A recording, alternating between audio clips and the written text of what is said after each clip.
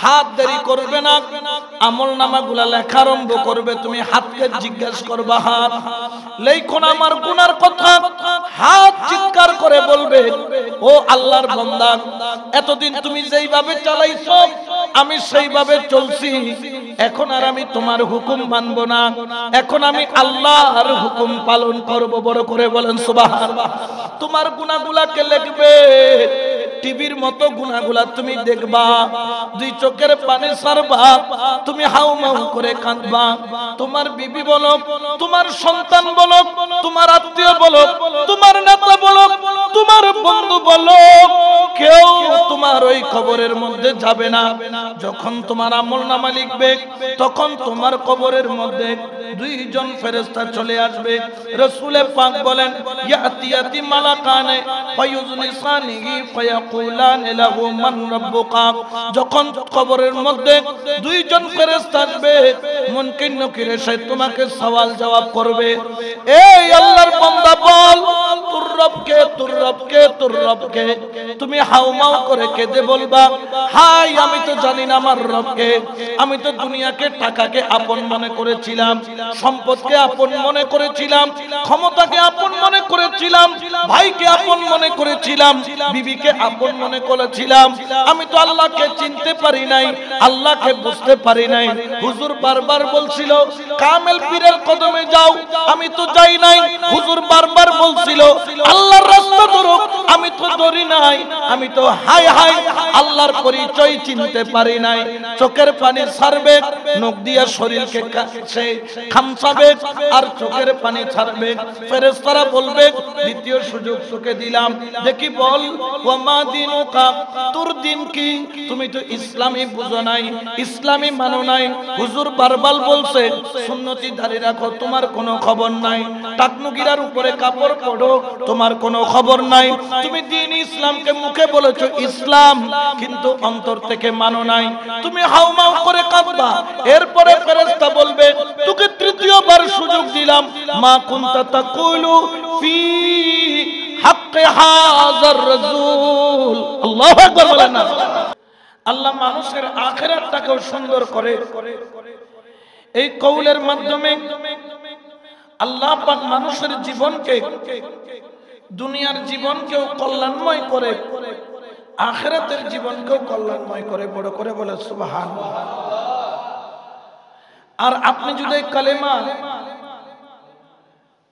আমরা যে কালেমাটা পড়ে আমাদের ঈমান ইসলামের জাহির করি, কলেমা পড়া এক জিনিস, কলেমার উপর আমল করা আরেক জিনিস।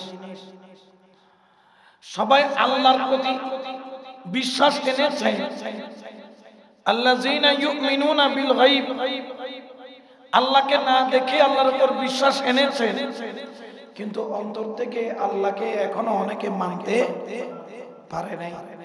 হুজুর আমরা তো মুসলমান। আপনি যদি মুসলমান হয়ে থাকেন আল্লাহকে অবশ্যই মানবেন। যেমন যারা আমাদের মুসলমানের মধ্যে সুদখোর আছে না নাই? সুদ খাই না? সুদ খাওয়া কি হালাল না হারাম? হারাম কি এলাকার মাতব্বর করেছেন না আল্লাহ করেছেন? মাতব্বর সাহেব যদি হারাম করে, এটার বিরুদ্ধে এলাকাতে আন্দোলন হতে পারে, কিন্তু আল্লাহ যদি হারাম করে, এটার বিরুদ্ধে আন্দোলন করার কোনো সুযোগ। কারণ আল্লাহ যেটা বলবেন সেটা আমরা মানতে বাধ্য, আল্লাহর হুকুম পালন করতে বাধ্য। কারণ আমার আল্লাহ পাক রব্বুল আলামিন আমাদেরকে সৃষ্টি করেছেন, শুধু তাই নয়, আল্লাহ আমাদের রিজিকের ব্যবস্থা করেছেন, আল্লাহ আমাদের হায়াতের ব্যবস্থা করেছেন, এই দুনিয়াকে দেখার ব্যবস্থা করেছেন। শুধু এই পৃথিবী থেকে চন্দ্রের দেশে, মঙ্গল গ্রহে যাওয়ার সুব্যবস্থা করেছেন। আল্লাহ আপনাকে জ্ঞান দান করেছেন। আমার আল্লাহ পাক রব্বুল আলামিন আপনাদেরকে যা হুকুম করেছেন সেটা আপনি এই কারণে পালন করবেন, কারণ কুল কায়নাতের মধ্যে আর কোনো দ্বিতীয় আল্লাহ নাই, যেখানে গিয়ে আপনি আশ্রয় নেবেন যার কাছে সাহায্য চাইবেন। হয়তো আমাদের দেশের অনেক এমপি মন্ত্রী বিপদে পড়ে ইন্ডিয়ায় চলে গেছে, ওইখানে আশ্রয় পেয়েছে, কিন্তু আল্লাহর বাইরে আশ্রয় নেওয়ার কোনো সুযোগ নাই।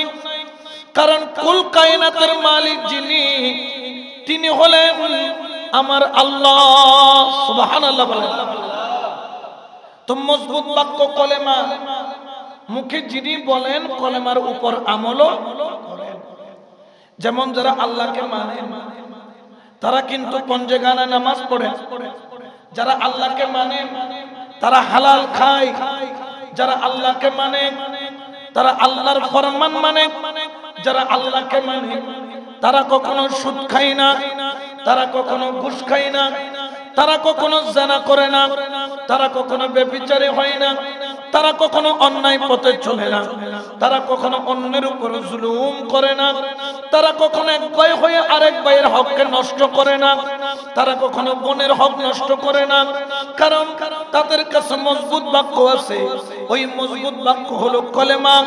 আর কলেমার মূল ভিত্তি হলো, একটি হলো লা ইলাহা ইল্লাল্লাহ, অপরটি হলো মুহাম্মাদুর রাসূলুল্লাহ সাল্লাল্লাহু আলাইহি। এই জন্য আমাদেরকে কলমার মূল ভিত্তির উপর থাকতে হবে। মূল ভিত্তির উপর থাকতে পারলে আপনার মুখের দাবির সাথে কাজের কি হবে? মিল হবে। এরপর আমার আল্লাহ পাক বলতেছেন, ওয়ায়ুদিল্লুল্লাহু যালিমিন ওয়া ইয়াফআলুল্লাহু মা ইয়াশাউ।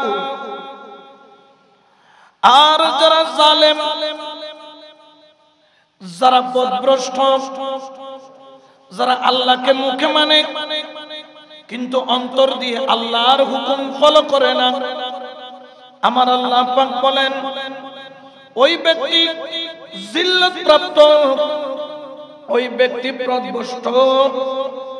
যারা জালেম, যারা নিজের উপর জুলুম করেছেন, আমার আল্লাহ বলেন জালেমরা পথভ্রষ্ট। ওয়ায়ুদিল্লুল্লাহু যালিমিন, আল্লাহ জালেমদেরকে পথভ্রষ্ট করেছেন। শুধু তাই নয়, ইয়াফআলুল্লাহু মা ইয়াশাউ, আল্লাহ পাক যা ইচ্ছা করেন আল্লাহ পাক তাই করতে পারেন। সুবহানাল্লাহ বলেন। তাহলে আমাদের আল্লাহর বাইরে যাওয়ার কোনো সুযোগ নাই। এই জন্য আল্লাহর হুকুম না মানারও কোনো সুযোগ নাই। তো এই জন্য আল্লাহ পাক বলতেছেন যে আমি তোমাকে দুনিয়াতে ছেড়ে দিয়েছি, তার মানে তুমি স্বাধীন নও। আমি তোমাকে স্বাধীনতা দিয়েছি, যেরকম একটি পিঞ্জরার মধ্যে একটা পাখিকে স্বাধীনতা দেওয়া হয়।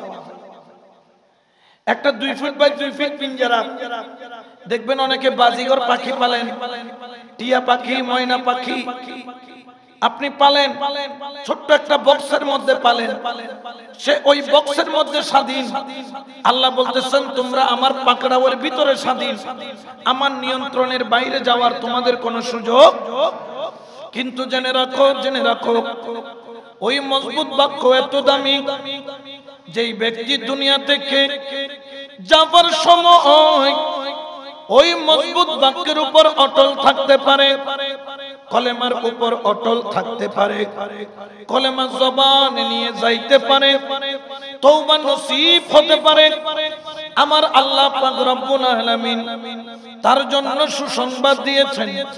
কারণ জেনে রাখেন, আপনার হয়তোবা 10টা বাড়ি আছে, আপনার হয়তোবা 5টা গাড়ি আছে, আপনার হয়তোবা ক্ষমতা আছে, আপনার হয়তোবা পাওয়ার আছে, কিন্তু জেনে রাখেন আপনি যতই বড় পাওয়ারওয়ালা হন না কেন, যত বড় ক্ষমতাবান হন না কেন, যেই দিন মাওলার হুকুম হবে কুল্লু নাফসিন যায়িকাতুল মাউত, আজরাইল তোমার কাছে চলে আসবে। হাদিস শরীফের মধ্যে আছে, আজরাইল যখন আসবে আপনার মাথার কিনারায় বসবে। যদি ঈমানদার হয়, আজরাইলকে দেখার পরে তার অন্তরের মধ্যে আনন্দ চলে আসবে। কারণ হলো কি জানো, আমার রাসূল বলেন ইন্তেকাল মৃত্যু কোনো ভয়ের বিষয় নাই।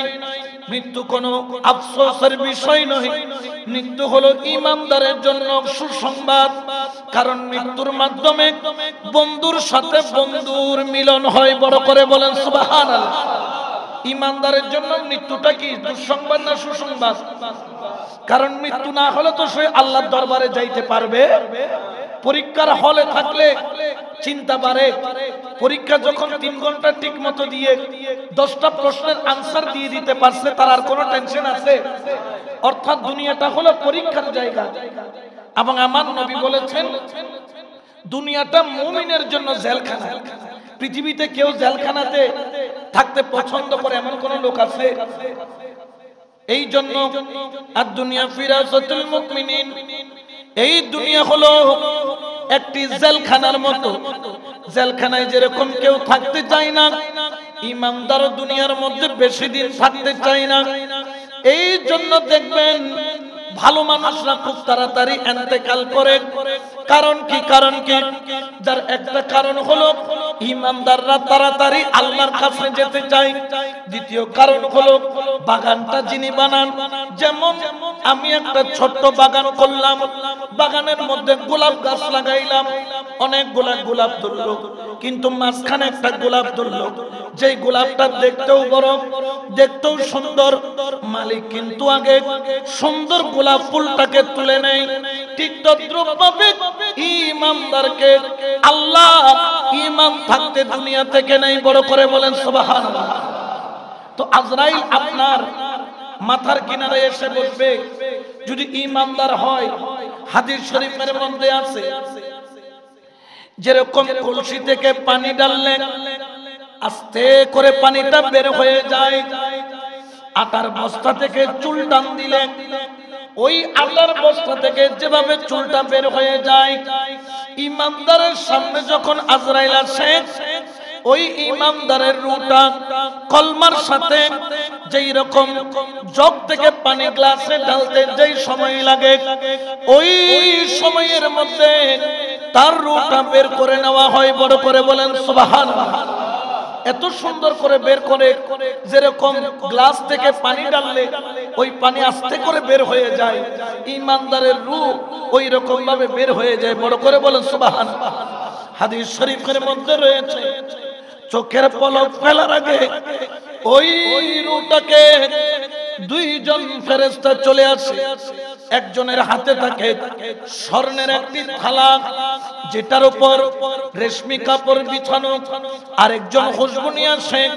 ওই রূহটাকে সঙ্গে সঙ্গে স্বর্ণের থালার উপর নেওয়া হয় এবং আল্লাহর দেওয়া খুশবু দ্বারা ওই রূহটাকে খুশবুদার করে দেওয়া হয়।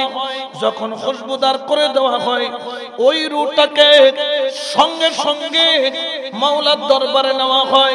আসমানের দিকে যখন যায়, দরজার মধ্যে করানারে দরজা খুলো, দরজা খুলো, দরজা খুলো, ডাক দিয়া ফেরেশতা বলেন, কে তুমি? এত খুশবু কোত্থেকে আসতেছে? এটা কার খুশবু? ফেরেশতারা বলেন, শুনে রাখো, শুনে রাখো, এই ব্যক্তি হলো ফুলান ইবনে ফুলান, অমুকের ছেলে অমুক, আল্লাহকে রাজি করেছে, আল্লাহর ইবাদত করেছে, আল্লাহর হুকুম পালন করেছে, এই জন্য তাকে আতর খুশবু লাগাইয়া যে আল্লাহর প্রেমে জীবন কাটাইছে, ওই আল্লাহর দরবারে নেওয়া হচ্ছে। বড় করে বলেন না সুবহানাল্লাহ। কার দরবারে নেওয়া হচ্ছে? আল্লাহর দরবারে। তখন আল্লাহ পাক বলবেন, এটাকে? তখন ফেরেশতা বলবেন, আল্লাহ আপনার বান্দা ফুলান ইবনে ফুলান, অমুকের ছেলে অমুক। আল্লাহ বলতেছেন, আমি তার উপর রাজি, সে আমার উপর রাজি। ও ফেরেশতা, তাকে নিয়ে যাও, তাকে জান্নাতের একটি উর্বর স্থানের মধ্যে তাকে রেখে দাও। বড় করে বলেন সুবহানাল্লাহ। আবার তাকে তার কবরে নিয়ে আসা হবে এবং তার কবরের বিছানাটাকে জান্নাতের মতো সাজিয়ে দেওয়া হবে, যেখানে হাদিস শরীফে এসেছে নাম কানাউমাতিল আরুস, যেরকম বাসর ঘরকে সাজানো হয়। আপনি যেই দিন বিবাহ করেছেন ওই দিনের বিছনা ফুল দিয়ে সাজানো, এটা কিন্তু জীবনে আসে কয়বার? একবার। একবারই সাজানো হয় বলে তার কবরটাকে বাসর ঘর যেভাবে সাজিয়ে দেওয়া হয়, আল্লাহর রহমত দ্বারা সেভাবে সাজিয়ে দেয়। বড় করে বলেন সুবহানাল্লাহ। আর যদি গুনাহগার হয়, নাফরমান হয়, অকৃতজ্ঞ হয়, আল্লাহর দরবারে নাফরমান করেছে, সারা জীবন দুনিয়া দুনিয়া দুনিয়া দুনিয়া শুধু দুনিয়ার পিছনে দৌড়াইছে, আল্লাহর কোনো খবর নাই। আজান পড়েছে, মসজিদের সামনে দিয়ে যায়, চায়ের দোকানে বসার টাইম আছে, মসজিদে বসার টাইম নাই, দুনিয়াকে সময় দেওয়ার টাইম আছে, কোরআন পড়ার টাইম নাই, আল্লাহ জিকির করার টাইম নাই। যখন ওই ব্যক্তি ইন্তেকাল করবে, ওই ব্যক্তির সামনে আজরাইল এমন একটা সূরত নিয়ে আসবে, যেই সূরত দেখে সে থরথর থরথর করে কাঁপবে, এবং ওই সূরতটা দেখার সঙ্গে সঙ্গে রূহ নাকি বিচলিত হয়ে যাবে, রূহ শরীরের মধ্যে দৌড়াইতে থাকবে, কতক্ষণ পায়ের ভিতরে দৌড় দিবে, কতক্ষণ হাতের ভিতরে দৌড় দিবে, কতক্ষণ কলিজায়, কতক্ষণ গুরদায়, কতক্ষণ মাথায়, রূহ শরীরের মধ্যে ছুটাছুটি করবে। এই কারণে মওতের টাইমে তার ছটফট ছটফট আরম্ভ হয়ে যায়। অর্থাৎ যার কাছে নেওয়া হচ্ছে তাকে জেনে রাখেন সে মাওলার কর্ম করে নাই, তার অন্তরের মধ্যে ভয় চলে আসলো। যেই রকম প্রস্তুতি না নিলে, পরীক্ষার হলের মধ্যে ঢুকলে প্রস্তুতি ছাড়া প্রশ্ন দেখার সঙ্গে সঙ্গে যেরকম ভয় চলে আসে, ওই ব্যক্তির অন্তরে ওই রকম ভয় চলে আসবে, ছটফট ছটফট করবে। বলতেছেন আজরাইল তাকে এসে এক সেকেন্ড সময় তাকে দিবে না, কলমা পড়ার সময় দিবে না, দুনিয়ার দিকে দেখার সময় দিবে না। যেরকম আগুনের লাল করা শিকল কাপড়ের ভিতর দিয়ে টান দিলে যেরকম কাপড় সহ পুড়ে বের হয়ে যায়, বলতেছেন ওই গুনাহগারের রূহটাকে শিকল দ্বারা বন্দী করে, আগুনের শিকল দ্বারা বন্দী করে টানতে টানতে শরীর থেকে বের করা হবে। ওই রূহ চিৎকার করে বলবেন, আমাকে বের করো না, বের করো না, আমি আল্লাহর নাফরমান, আল্লাহর দরবারে এই চেহারা দেখাইতে পারবো না। কিন্তু আজরাইল বলবে, আজকে তোমার ছাড় নাই, টানতে টানতে বের করবে, ছটফট করতে করতে ওই ব্যক্তি মারা যাবে, রূহটাকে টানতে টানতে শিকল দ্বারা বন্দী করে নিয়ে যাবে। রহমতের ফেরেশতার দরজায় টুকটুক করে আওয়াজ দিবে, যখন দিবে ওই দরজার ফেরেশতা বলবেন, এত দুর্গন্ধ কেন, এত দুর্গন্ধ কেন, এটা কার রূহ? বলবেন ফুলান ইবনে ফুলান, অমুকের ছেলে, অমুকের রূহ, যে আল্লাহর নাফরমান। আল্লাহ বলবেন, তাকে এখানে আইনো না, তার কবরে তাকে নিয়ে যাও, তার কবরটাকে জাহান্নাম বানায়া দাও। বলেন নাউজুবিল্লাহ। তাহলে আমরা নিয়ামত চাই না জাহান্নাম চাই? নিয়ামত চাই, তো নিয়ামত পাইতে হলে নিয়ামতের কাজ করার দরকার আছে না নাই? জোরে বলেন আছে না নাই? আছে। কেউ যখন একটা বিল্ডিং বানায়, সে একদিনে বানায় না, সে একটা বিল্ডিং করার আগে 10 বছর আগে থেকে প্রস্তুতি নেয়। এই মাসে 50,000, ওই মাসে 20,000, পরের মাসে 1 লাখ, পরের মাসে 1.5 লাখ, এর পরের মাসে 10,000, এরকম করে করে টাকা জমায় এবং একদিনে হাত দেয় কাজের মধ্যে, হাত দিয়ে এক ধরাতে কাজটা করে নেয়। ঠিক তদ্রূপ ভাবে ইমানদার যারা, তার হায়াতের মধ্যে প্রতিদিন অল্প অল্প অল্প অল্প অল্প অল্প আমল জোগাড় করে এবং একসাথে সেটা মাওলার দরবারে পেশ করে, বড় করে বলেন সুবহানাল্লাহ। তো আল্লাহ তো রহমান, আল্লাহ তো রহিম। যখন আপনাকে কবরে নিয়ে আসা হবে, হাদিস শরীফের মধ্যে রয়েছে, যখন মাইয়তকে, কোন মাইয়ত মারা যায়, মারা যাওয়ার পরে ওই মাইয়তকে যখন গোসল দেওয়ানো হয়, এই জন্য আল্লাহর রাসূল বলেন, মাইয়তকে গোসল যখন দিবা, আস্তে আস্তে তার গায়ের মধ্যে পানি ঢালবা, তার শরীরের মধ্যে আস্তে আস্তে ঘষা দিবা, জোরে জোরে ঘষা দিবা না। কিন্তু আকল বলে মানুষটা তো মরা, ইনাকে জোরে ঘষলেই যেই, আস্তে ঘষলেও সেই, তার তো কোনো সদবোধ নাই। নবী বলেন না, ওই ব্যক্তি শুনে, ওই ব্যক্তি বুঝে, ওই ব্যক্তি দেখেও কিন্তু চোখ খোলার ক্ষমতা নাই। যখন তুমি গোসল দেওয়াও, তুমি যখন তাকে ধরো, ওই মাইয়ত চিৎকার মেরে কেঁদে উঠে আর তোমাকে বলতে থাকে, ও আমার ভাই, আমাকে তোমরা আস্তে করে ধরো, একটু আগে আমার জান কবজ হয়েছে, শরীরটা ব্যথা ব্যথা ব্যথা, যন্ত্রণা যন্ত্রণা যন্ত্রণা আমার শরীরের মধ্যে। তোমরা আস্তে করে হাত লাগাও, জোরে টান দিও না, শরীরের ব্যথার যন্ত্রণা সহ্য আমি করতে পারছি না। যখন তুমি ডান করত নাও, পানি ঢালো, চিৎকার মেরে কেঁদে উঠে আস্তে আস্তে করো। যখন তুমি বাম করত নাও, পানি ঢালো, চিৎকার মারে আস্তে আস্তে করো। গরম পানির মধ্যে বরই পাতার জল দিয়া ঢালো। কারণ কি, ওই মাইয়ত গরম পানি যখন পড়ে বরই জলের পাতা দিয়ে, তখন মাইয়তের ভালো লাগে। অর্থাৎ বোঝা গেল মারা গেলেও বুঝার ক্ষমতা আল্লাহ তাকে দিয়েছে। বড় করে বলেন সুবহানাল্লাহ। সে মারা গেছে কিন্তু তার বুঝ আছে। বলতেছে কেমন?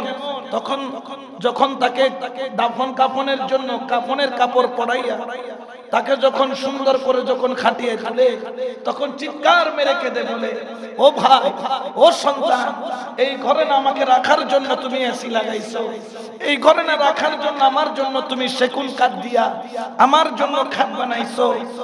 ও সন্তান, তুমি আমাকে কোথায় নিয়ে যাচ্ছ? কোন ঘরে নিয়ে যাচ্ছ? আমি তো এই ঘরের সম্পদ জোগাড় করি নাই, আজকে আমি অসহায়, আজকে আমার পাশে কেউ নাই। हम सब मुसाफिर हैं, कब्र आखिर ठिकाना। हम सब मुसाफिर हैं, कब्र आखिर ठिकाना।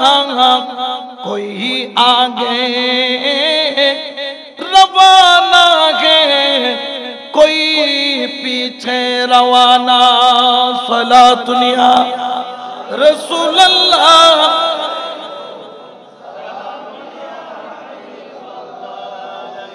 तो আমরা তো অপরাধী, আমরা গুনাহগার। চিৎকার মেরে বলবে সন্তানকে, আমার এত বানানো ঘর তুমি আমাকে নিয়ে যাচ্ছ, আপনাকে এক সেকেন্ড আর ঘরে রাখা হবে? আপনি যাদেরকে আপন মনে করছেন, ওই আপনরাই আপনাকে কাঁধে নিবে। যার উপর বেশি ভরসা করছেন, তারাই আপনাকে ঘর থেকে কাঁধে নিয়ে বের করে নিয়ে যাবে। যাদের উপর আপনি বেশি বিশ্বাস করছেন, যাদের উপর আপনি চোখ বন্ধ করে নিজের সব কিছু দিয়ে দিয়েছেন, তারাই আপনাকে আল্লাহু রাব্বি মুহাম্মদ নবী সাল্লাল্লাহু আলাইহি ওয়াসাল্লাম বলে বলে আপনাকে জানাজার ময়দানের দিকে নিবে। হয়তোবা আপনি আল্লাহর নাফরমান হয়ে গেছেন, কিন্তু আল্লাহ আপনাকে ইজ্জত দিতে ভুলে নাই। দেখেন, আপনি রিকশাওয়ালা, আপনি মুচি, আপনি ফকির, আপনি ভিক্ষুক, আপনার জানাজা যখন বের হচ্ছে আল্লাহ আপনাকে কত ইজ্জত দিয়েছে। আপনি যাচ্ছেন সবার আগে, আর মানব যাচ্ছে আপনার পিছে। এই ইজ্জত দিয়েছেন কে? জোরে বলেন না কে? এত সুন্দর ইজ্জত। আপনি জীবনে জুলুস বেদাত বেদাত বলছেন, কিন্তু আপনার মওতের পরে আপনার পিছনে মওতের জুলুস বের হচ্ছে। শত শত মানুষ আগে যাচ্ছে না, পিছে যাচ্ছে। একজনকে ডেকে জিজ্ঞেস করেন, ভাই আগে গেলে কি হবে? বলে আগে গেলে সওয়াব নাই, ময়্যতের পিছনে পিছনে গেলে সওয়াব পাওয়া যায়। সুবহানাল্লাহ বলেন। তো সওয়াবটা দিয়েছেন কে? কার জন্য? ওই ময়্যতের কারণে, ময়্যতের উসিলায়। তাহলে এই ইজ্জত ময়্যতকে দিল কে? আল্লাহ। আল্লাহ বলতে পারতেন যে গুনাহগার, একে তুমি নিয়ে যাবা গোপনে, যেন কেউ না দেখে। কিন্তু আল্লাহ পাক রব্বুল আলামিন পরওয়ারদিগারে দু আলম কত ইজ্জত দিয়ে, তাকবীর দিয়ে দিয়ে সাদা কাফনের কাপড় পরাইয়া, সুন্দর খাটিয়ার মধ্যে তুলাইয়া তোমাকে কবরস্থানের দিকে নিয়ে যায়। জানাজার ময়দানে নিল, আপনার লাশটাকে রাখা হলো। পৃথিবীর যত নামাজ আছে সব নামাজে ইমাম থাকে আগে, আর মুক্তাদি থাকে পিছে, সবাই থাকে পিছে। ইমামের আগে যদি এক কদম আগাইয়া কেউ নামাজ পড়ে, তার নামাজ আল্লাহর দরবারে কবুল হবে না। কিন্তু জানাজার নামাজ যখন হয়, ইমাম থাকে পিছে, ময়্যত থাকে আগে। সুবহানাল্লাহ বলেন। সম্মানটা দিছে কে? আল্লাহ। আল্লাহ। সব নামাজ ইমাম আগে। কিন্তু আজকে যদি আপনার জানাজা যদি গৌসে পাক পড়ায়, ধরেন খুদ রাসূল আপনার জানাজা পড়াচ্ছে, কে পড়াচ্ছে? রাসূল। তাহলে ময়্যত থাকবে আগে, রাসূল থাকবে? তাহলে রাসূলে পাকের চাইতে বড় কেউ আছে? গৌসে পাকের চাইতে বড় ওলি আছে? গৌসুল আজম মেজবান্ডারির চাইতে বড় ওলি আছে? উনি আপনার জানাজা পড়াইলে আপনি থাকবেন আগে আর উনি থাকবে? তাহলে এই সম্মানটা দিছে কে? আর জীবনে তো কোনোদিন পশ্চিম দিকে একটা আসার ওখান নাই। সম্মান দিবেন তো দূরের কথা, আল্লাহ আপনাকে সম্মান দিল। আল্লাহর সম্মানের কথা আপনার জানা? জোরে বলেন না, জানা নাই। এই জন্য যিনি আপনাকে তো সম্মান দিচ্ছেন, আল্লাহ বলবে বান্দা দেখ তুই মওতের পরে তোকে গোসল দেওয়াইছি যাতে তুই ব্যথা না পাস, সেই খবর আমি রাখছি। তোকে সাদা কাপড়ের কাপড় পরাইছি আমি আল্লাহ, তোর জুলুস বাইর করাইছি, ইমাম পিছনে দাঁড়াইছে তোরা আগে দিছি। তুই দুনিয়াতে থাকতে আমার জন্য কি করছিস বল? আমার জন্য কি আনছিস বল? আমি তো তোর জন্য এতটুকু করেছি, তুই আমার জন্য কি করেছিস? আপনার জানাজার নামাজ যখন হয়ে যাবে, আত্মীয় স্বজন সবাই মিলে আপনাকে যখন কবরস্থানের মধ্যে নিয়ে যাবে, ওই কবরটা দেখার পরে ওই মাইয়তের রূহ ছটফট ছটফট করবে। কতক্ষণ দৌড়াইয়া সন্তানের দিকে যাবে, কতক্ষণ ভাইয়ের দিকে যাবে, কতক্ষণ বন্ধুর দিকে যাবে, যাইয়া চিৎকার মেরে বলবে, বল সন্তান কোন কবরের মধ্যে রাখতেছো? যেই কবরটা হলো চিম্বা, 1.5 হাত হলো পাশ, লম্বাই 3.5 হাত, 1 করোড় থেকে 2য় করোড় দেওয়ার জায়গা নাই। একটা ফকিরের বাড়িতে গেল, বিছনাটা কমপক্ষে 3.5 ফুট হয়। আমার কবরটাকে তুমি 2 ফুট চওড়া করে তুমি 7 ফুট লম্বা করে কাটলা। সন্তান আমি এই কবরে কেমনে থাকবো, কেমনে থাকবো? ও সন্তান এত সুন্দর বাড়ি বানাইলাম, তোর ঘরের মধ্যে এসি লাগাইলাম, তোর ঘরের মধ্যে পাঙ্খা লাগাইলাম, বড় জানলাওয়ালা রুমটা তোরে দিলাম। সন্তান আমার জন্য একটা ঘর বানাইলি ছোট, কিন্তু সেখানে কোনো জানলা নাই, সেখানে কোনো দরজা নাই, সেখানে কোনো তোষক নাই, সেখানে কোনো বালিশ নাই, সেখানে কোনো অন্ধকারে আলোর ব্যবস্থা নাই। ও সন্তান আমাকে ঘরে নিয়ে যা, এই কবরে থাকার মতো আমার ব্যবস্থা নাই। কোন সন্তান আপনাকে কবরস্থান থেকে ঘরে নিয়ে যাবে না। আপনাকে ওই কবরে যখন রাখা হবে, আপনার কবরের লাশটা রেখে মাথার উপর যখন এক একটা বাঁশের চাটাই দেওয়া আরম্ভ করবে, আপনি নাকি পাগলের মতো চিৎকার করে কাঁদবেন, হু হু করে কাঁদবেন, 2 চোখের পানি ছাড়বেন, চিৎকার করে সন্তানকে ডাকবেন, ও সন্তান কবরে রাইখা যাও, অন্তত একটা রাত হলো আমার কবরে থাকো। আমি জীবনে আগে কখনো কবরে থাকি নাই, অন্ধকার হয়ে যাচ্ছে, তুমি এক একটা বাঁশের চাটাই দিতেছো। সন্তান রাত্রিবেলা তুমি ভয় পাইলে বাবা বলে চিৎকার মারতা, আমি বাবা বুকে জড়াইয়া তোমাকে আমি আশ্বাস দিতাম, আমি বাবা তোমার সাথে আছি। ও সন্তান আজকে তোর বাবার বড় ভয় লাগতেছে এই কবরে যাইতে, একটা রাত আমার কবরে আয়, একটা রাত আমার কবরে শো। কিন্তু আপনার কোন সন্তান, আপনার ভাই, আপনার বন্ধু, আপনার বান্ধব, আপনার আত্মীয় স্বজন কেউ একটা রাতের জন্য আপনার কবরে থাকবে না, ঠিক কি না? তো আপনি যাদেরকে আপন বানাইলেন কেউ আপনার আর আপন, কিন্তু এই মসজিদের জন্য দিছেন, দান করছেন, নবীর প্রেমে মাহফিলে দিছেন, আশিকে মুস্তাফা হয়েছেন, ওলি আল্লাহর দামান ধরেছেন, এটার দাম আছে না নাই? জোরে বলেন না, আছে না নাই?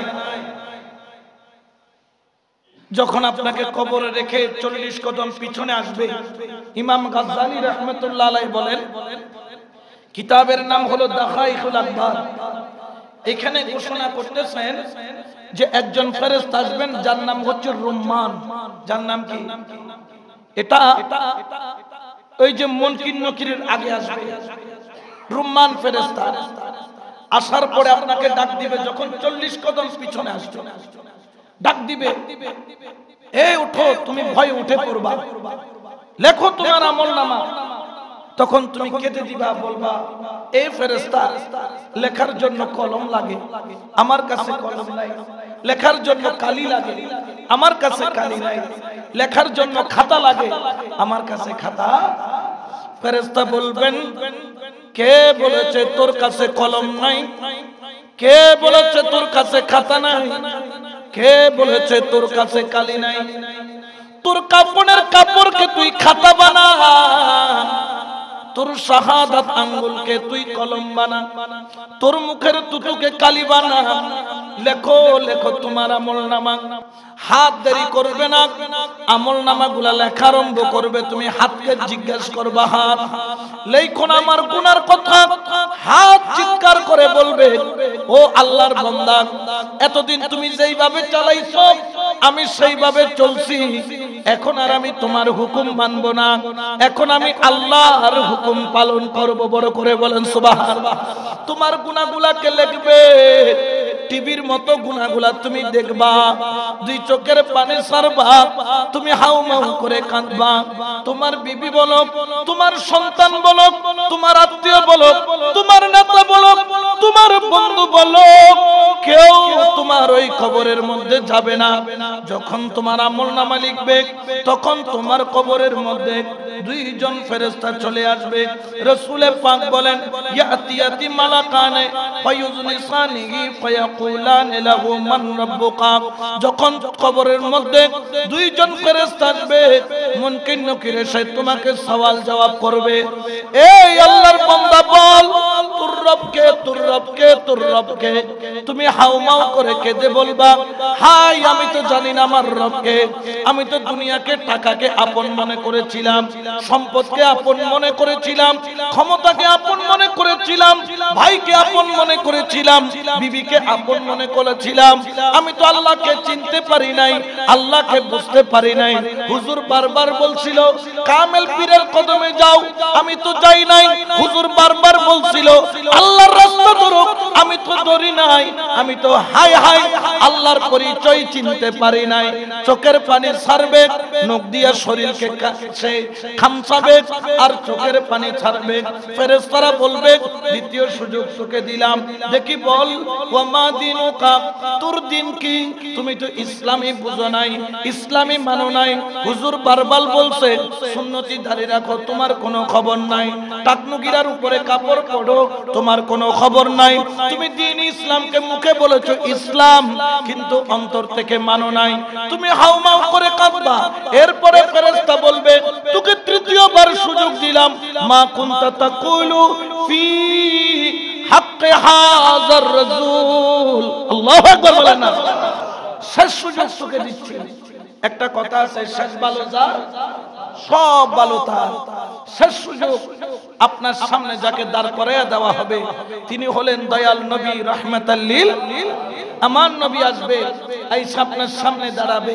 যখন দাঁড়াবে, মুস্তাফাকে যে চিনতে পারবে না তার মতো হতভাগা, তার মতো পুরা কপাইলা, তার মতো বদবখ আর দুনিয়া তার কেউ নাই। তখন তুমি রাসূলকেও চিনবা না, হাউমাউ করে কাঁদবা। চিনবা কিভাবে? নারে তাকবীর বলেছো, কোনদিন নারে রিসালাত বলো নাই। তুমি মিলাদুন নবী দেখলে বেদাত বলেছো, রাসূলের কিয়াম করলে তুমি বলো যে কিয়াম করার টাইম নাই।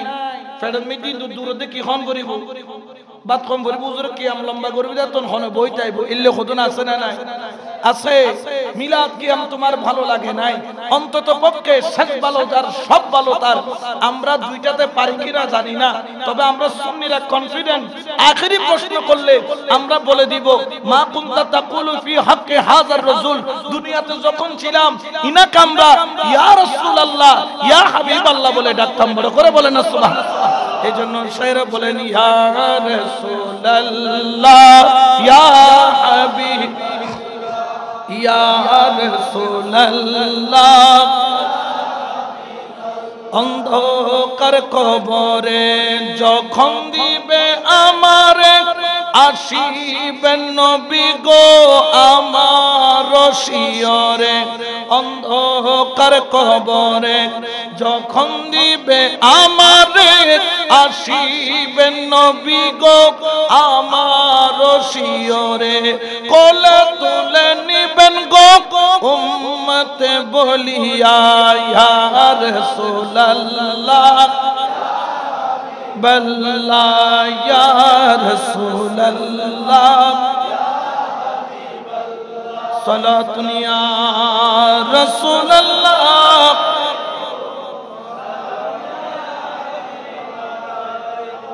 তো যারা ভাগ্যবান তারা নবীকে চিনবে, আর যারা ভাগ্যবান না তারা চিনবে। তিনটা কেন প্রশ্ন করা হবে? তিনটা প্রশ্ন করা হবে কারণ একটা না পারলে দ্বিতীয় সুযোগ, দ্বিতীয় না পারলে তৃতীয় সুযোগ, আর তৃতীয় না পারলে আর কোনো সুযোগ নাই। আরেক জায়গায় আছে চারটা বলবে যে তুমি যে রাসূলকে চিনছো এটা তুমি জানছো কেমনে, ইনি যে রাসূল। তখন আপনি বলবেন আমি কালিমায়ে হক পড়েছি, আমি কোরআন পড়েছি, আমি হক্কানি রব্বানি ওলি আল্লাহর কদমে গিয়েছি, আমি ওনাদের সোহবতে গিয়ে আল্লাহকেও চিনেছি, দ্বীনকেও চিনেছি, রাসূলকেও চিনেছি। সুবহানাল্লাহ। এই জন্য সময় থাকতে সময়ের খবর নেই। আপনি দেখতেছেন না আপনাদের এলাকার অনেক মুরব্বী, এই যে আমার সামনে কাতারে মুরব্বীর সংখ্যা বেশি, ইনার এক সময় জোয়ান ছিল কিন্তু আজকাল জোয়ান নাই, আজকে বৃদ্ধ হয়েছে। তার মানে কি আপনি কি জোয়ান থাকবেন? আপনি একদিন কি হবেন? আর এই প্রথম কাতারে আপনিও একদিন আসবেন, আর প্রথম কাতারের মানুষ আমার সামনে কবরস্থানে যাবে। ইমানদারের জন্য এটা গর্বের বিষয়, ইমানদারের জন্য খুশির বিষয়, কিন্তু ইমানদার হতে না পারলে এখানে যাইতে কি আছে খবর। এই জন্য ফারুক আজম কবরস্থানের সামনে দাঁড়াইয়া যখন কবর দেখতেন হাউমাউ করে কেঁদে উঠতেন। ফারুক আজমকে প্রশ্ন করা হলো, ও ফারুক আজম তুমি কবরস্থান দেখলে কেন কাঁদো? ফারুক আজম বলেন আমি আমার নবীকে বলতে শুনেছি কবরের বাঁধা যেই ব্যক্তি পার হয়ে যেতে পারবে কিয়ামতের ময়দানে তার বাকি বাঁধাগুলা সহজ হয়ে যাবে, আর কবরের বাঁধা যদি পার করতে না পারে বাকি বাঁধাগুলা আরো বেশি কঠিন হয়ে যাবে। গিট দেওয়ার মধ্যে দুই প্রকার গিট আছে, আর সিটিং হয়তো ফুল গিটে কি গিটে ফুল গিটে, আর কোন আমাদের মরা গিটে। ফুল গিটটা মানে কি যেটার একটা রশি ধরে টান দিলে অটোমেটিক গিটটা, আর যেটা মরা গিট এটা দাঁত দিয়ে নখ দিয়ে টানলো এটা খুলতে চায় না। এখন আপনি কি জীবনটা মরার মতো কাটাবেন না মুস্তাফার প্রেমের খুশবু ফুলের মতো কাটাবেন সেটা আপনাকে নির্ণয় করতে হবে। এই জন্য পরকালের সম্পদ জোগাড় করে। তো আল্লাহ পাক তারপরও রহমান, আল্লাহ পাক তারপরও রহিম, আল্লাহ পাক গফফার।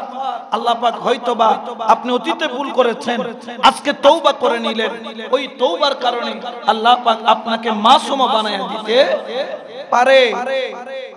বুখারী শরীফ আর একটা হাদিস পড়েছিলাম, বনি ইসরাইল যুগের একজন ব্যক্তি যে কিনা সারা জীবন কোনোদিন আল্লাহর ইবাদত, তো তার অনেক সম্পদ ছিল, অনেক সন্তান ছিল। তো মৃত্যুর আগে যখন বুঝতে পারে যে মারা যাবে সন্তানদেরকে ডাকছে, দেখতেছে কাঁদতেছে। তো সন্তান বলতেছে বাবা কাঁদতেছেন কেন? আপনি বললেন আমরা 100 গরু দিয়ে মেজবান দিব, 100 গরু দিয়ে মেজবান দিব আমরা, আমাদের কাছে আপনি ওরকম আপন। তখন বাবা কেঁদে বলতেছে সন্তান আমি তোদের কাছে আপন হলে কি হবে, আমি তো আমার মাওলার আপন হইতে পারি নাই। হু করে কেঁদে দিছে। তো ছেলেরাও মাথা নিচু করছে, টাকা আছে দৌলত আছে। তো সন্তানকে ডেকে বলতেছে বাবা আমি মারা যাওয়ার পরে আমার একটা ওসিয়ত পালন করবি। সবাই বলতেছে বাবা শুধু মুখে বলেন কি করতে হবে, যা বলবেন তার চাইতে আরো বেশি করব। বলে বেশি করার দরকার নাই, শুধু যা বলবো তা করবি কিনা বল। বললেন বাবা বলেন। দেখে বাবা কাঁদতেছে, ছেলেরাও কাঁদতেছে। তখন বুখারী শরীফের মধ্যে আছে ওই বাবা সন্তানদেরকে ডেকে বলবে আমি যদি মারা যাই, আমি মারা যাওয়ার পরে আমার জানাজাটা দিয়ে আমাকে কবরে দাফন করিও না। বললেন বাবা কি করব? বলে লাকড়ি জোগাড় করে লাকড়ির স্তূপের মধ্যে আমার লাশটা ফেলে দিবা। লাশটা ফেলে দিয়ে আমি যতক্ষণ পোড়া যাই নাই, আমার শরীর যতক্ষণ ছাই হয় নাই, ততক্ষণ তোমরা দাঁড়ায়া থাকবা। আর যখন সাই হয়ে যাবে আমার ওই সাইগুলাকে নিয়ে পাহাড়ের উপর দাঁড়াবা, বাতাস আসলে বাতাসের সাথে সাইগুলাকে ছেড়ে দিবা। তখন সন্তানরা অবাক হয়ে গেল, বললেন বাবা এটা কেন বলছেন? বলে আমি এই মুখ নিয়ে আমি আমার আল্লাহর দরবারে যাইতে পারবো? আমাকে পুরাইয়া ফেলবে। সন্তান যেমন হুকুম করছেন বাবা তেমন করলো, ছাইগুলা উড়াইয়া দিল। কিন্তু কুল্লি শাইইন কাদির কে, তিনি তো ছাই থেকেও আপনাকে বের করে নিতে, আপনাকে বের করে আনবে। জিজ্ঞেস করবে বান্দা তোকে আমি এত সুন্দর রূপ দিছি, এত কিছু দিছি, তুই তোকে জ্বালাইয়া ফেললি, তুই তোকে ছাই বানাই উড়াইয়া ফেললি। তখন ওই বান্দা নাকি আল্লাহর কুরসির পায়া ধরে কেঁদে দিবেন, আল্লাহ মিন খাশিয়াতিল্লাহ, আল্লাহ আপনার ভয় আমাকে এমন ভাবে কাবু করেছে, আমি কোন মুখ নিয়ে আপনার সামনে আসব? আল্লাহ আমি তো জানি না, আমি গুনাহগার, আমি ফাসিক, আমি নাপাক, আমি গালিজ, আমি ভিতরটা দুর্গন্ধ বানায়া রাখছি। ও মাওলা তোমার ভয়ে আমি এই কাজ করেছি, না হলে আমি এই কাজ করতাম না। মাওলা টপ করে দুই চোখের দুইটা ফোঁটা পানি আল্লাহর কুরসির পায়ার মধ্যে পড়বে। আল্লাহ ফেরেশতাকে ডাক দিবে, ও ফেরেশতা দেখতো এই পানিগুলা কিসের পানি? বলতেছেন আল্লাহ এই পানিগুলা হচ্ছে আপনার মুহাব্বতে, আপনার ভয়ে দুই চোখের পানি ফেলেছে এই বান্দা। আল্লাহ বলছেন যা এই দুই চোখের পানি ফোঁটা নেকির পাল্লাই তুলে দাও। আমি আল্লাহ এই পানির মধ্যে এমন বরকত দিয়ে দিলাম, নিয়ামত দিয়ে দিলাম, তার সারা জীবনের গুনার চাইতেও এই দুই ফোঁটা পানির মর্যাদা বাড়ায়া দিলাম। বড় করে বল সুবহানাল্লাহ। তে ক্ষমাটা ক্ষমানি চান নাই, পাবেন কিভাবে? আরেক রাওয়ায়াতের মধ্যে আছে আল্লাহ দুইজন ব্যক্তিকে জাহান্নামে ঘোষণা করবেন। দুইজন ব্যক্তিকে যখন জাহান্নামে ঘোষণা করবেন, একজন ব্যক্তি জাহান্নামের দিকে যাচ্ছে আর এক কদম দিয়ে আল্লাহর কাছে পিছনে পিছনে তাকায়, এক কদম দেয় কাঁদে আর পিছনে তাকায়, এক কদম দেয় কাঁদে আর পিছনে তাকায়। তখন আল্লাহ ডাক দিবে, কিরে দিকায় তোকে জাহান্নামে যেতে বলছে, তুই পিছনে তাকাস কেন? তখন কেঁদে বলবেন আল্লাহ আমি শুনেছি ও আল্লাহ আপনার গজবের চাইতে রহমতের পাল্লা বাড়ি। ও আল্লাহ জাহান্নামে যদি পড়ে যায় আপনার এই রহমানি সূরত আর দেখতে পারবো না। আল্লাহ জাহান্নামে গেলে আর বের হইতে পারবো না। ও মাওলা সেজন্য পিছনে বারবার তাকায়া তাকায়া আপনার দিকে তাকাই। আপনার যদি একটু রহমানের সূরতটা দেখতে পাই, সে আশায় আপনার দিকে তাকাই। আল্লাহর মনটা নাকি মোমের মতো গলে যাবে। আল্লাহ ডাক দিয়া বলবি বান্দা এদিকে আয়, আমাকে তুই কি নামে ডাকলি? আবার ডাক। ও আল্লাহ তোমাকে রহমান নামে ডেকেছি, রহিম নামে ডেকেছি। আল্লাহ বলবেন ফেরেশতা যা, যাইয়া তার অন্তরটা দেখ কি করতেছে অন্তরটা। আল্লাহর ফেরেশতারা বলবেন আল্লাহ অন্তরে আপনার প্রেম রয়ে গেছে, অন্তরে আপনাকে রহমান বলে ডেকেছে। আল্লাহ বলবেন তার অন্তরে এখন আমার জন্য প্রেম আছে, যেহেতু রহমান আমি, রহিম আমি তো তাকে জাহান্নামে দিতে পারি না। যা যা যা তোর রাস্তা পরিবর্তন করে দিলাম, দৌড়ায়া তুই জান্নাতে চলে যা। আল্লাহ তো আরেকজন দুইজনের মধ্যে আরেকজনকে বলবে জাহান্নামে যাও, সে দৌড় দিবে। তখন তাকে ডাকবে, ও আস্তে আস্তে যাচ্ছে, তুমি দৌড় দিতেছো কেন? জি আল্লাহ আপনি আমাকে জাহান্নাম দিয়েছেন, সারা জীবন আপনার কোনো অর্ডার আমি পালন করি নাই, আজকে আপনি অর্ডার দিয়েছেন, অন্তত পক্ষে এই অর্ডারটা হলো কি করি? আল্লাহ বলছে তুমি আমাকে এত মহব্বত করো। আল্লাহ করি। আল্লাহ বলবে যে যাও, আজকে তোমার দরজা জাহান্নামের দিকে নয়, তুমি যে আমার অর্ডার কি খানাও মেনেছো, আজকে তোমার জন্য জান্নাত। বড় করে বলেন না সুবহানাল্লাহ। এত বড় দয়াবান কে? আল্লাহর জন্য আমাদের কিছুই নেই, আল্লাহর কাজের জন্য খবর নাই, আল্লাহর প্রেমের জন্য খবর নাই। আরেকটা হাদিস শরীফ পড়েছিলাম, আল্লাহ নাকি একজনকে জাহান্নামে দিবেন। তো এই ব্যক্তি জাহান্নামে পড়ার পরে শুধু আল্লাহ আল্লাহ আল্লাহ আল্লাহ বলে চিৎকার দিবে। সুবহানাল্লাহ বলেন। কারণ এটা আল্লাহটা অনসারা কোনো কাম আছে না, নেতা নেতা হইলে পিড়ে কমিব না, বাড়িব দেয়। আল্লাহ আল্লাহ আল্লাহ আল্লাহ আল্লাহ অনেকক্ষণ ডাকার পর আল্লাহ ডাক দিয়ে বলবে বান্দা কিরে আমাকে ডাকতেছো কেন? দুনিয়াতে আমার কথা তো খেয়াল করো নাই। ও যে আল্লাহ জাহান্নামের তলানিতে পড়ে আছি, এত কষ্ট আগে বুঝি নাই, আল্লাহ একটু ইহসান করেন না। আল্লাহ বলবেন কি ইহসান? কয় আল্লাহ একটু ফরিয়াদ, আখেরি ফরিয়াদ, আর কিছু চাইবো না। এখান থেকে একটু কিনারায়, জাহান্নামের কিনারে একটু নিয়ে যান। ওই জাহান্নামের কিনারার কাছে একটা গাছ আছে, ওই গাছের নিচে একটু আমাকে রাখেন, অন্তত পক্ষে এই কঠিন শাস্তি থেকে একটু কম হয়ে যাবে, কমে যাবে, আযাবটা একটু কমবে। আল্লাহ বলবেন খবরদার, এটা কিন্তু তোর শেষ রিকোয়েস্ট, আর কোনো রিকোয়েস্ট মানা হবে না। জাহান্নামের একদম তলা থেকে তুলে জাহান্নামের উপর একটি গাছের নিচে তাকে রাখা হবে। সেখানে বসে বসে আবার আল্লাহ আল্লাহ আল্লাহ আল্লাহ বলে চিৎকার দিবে। আল্লাহ আবার বলবেন কিরে আবার ডাকতেছিস কেন? ও যে আল্লাহর একটা ফরিয়াদ। বলে তোমার ফরিয়াদ আর গ্রহণ হবে না, তোমার শেষ ইচ্ছা পূরণ করা হয়েছে। বললেন আর কোন ইচ্ছা নেই, শুধু একটা ইচ্ছা। বলে কি? বলে ওই জাহান্নাম আর জান্নাতের মাঝখানে একটা গাছ আছে, ওই গাছের নিচে যদি একটু ছায়াতে থাকতে পারতাম আল্লাহ ভালো লাগতো। আল্লাহ বলছেন খেয়াল করে বলো শেষ ইচ্ছা কিন্তু। বলল আল্লাহ শেষ ইচ্ছা ওই জাহান্নাম জান্নাতের মাঝখানে গাছের নিচে তাকে রাখা হবে, আবার সেখান থেকে আল্লাহ আল্লাহ আল্লাহ আল্লাহ বলে চিৎকার দিবে। তখন আল্লাহ বলবেন কি ব্যাপার, এখানে কেন তুমি চিৎকার করতেছো? বলতেছ আল্লাহ এই গাছের গোড়া থেকে জান্নাত দেখা যায়, বড় সুন্দর লাগে।